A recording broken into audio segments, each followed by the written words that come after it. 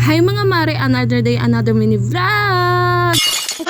Kakauwi ko nga lang galing West. Binilinan ko nga si Dwayne na ligpitin niya na yung mga unan para pag uwi ko yung kutsa na nga lang iaangat ko. Dahil po hindi niya sinunod yung bilin ko, talagang makukurot ko talaga siya. Charis!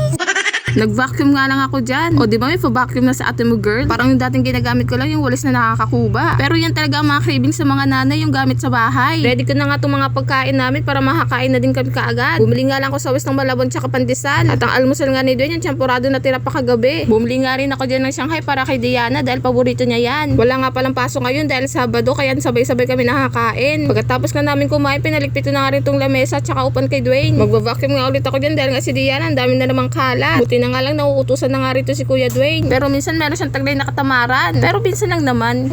Kaya nga pala ako nagba-vacuum dyan dahil magtutupi kami ng damit. Dahil mare ilang linggo na yung mga tupiin ko. Pinaayos ko na nga din kay Dwayne yung damitan niya. Tingnan nyo naman yung mga damitan ng dalawa. Napakagulo. Si Diana kasi mahilig kumuha ng damit yan at susuotin niya. Minsan naman trip niya lang guluhin.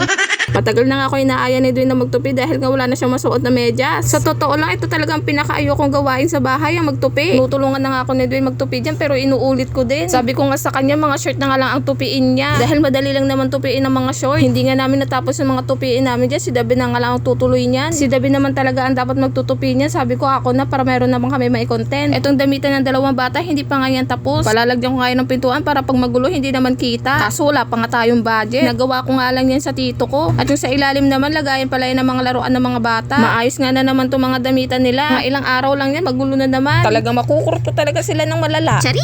Pagkatapos ko nga magsalansa ng mga damitan nila, nagugas naman ako ng plato. Hindi na nga talaga nauubusan na gawain sa bahay. Kunti lang naman itong huhugasan ko, yung mga pinagamitan lang namin kanina.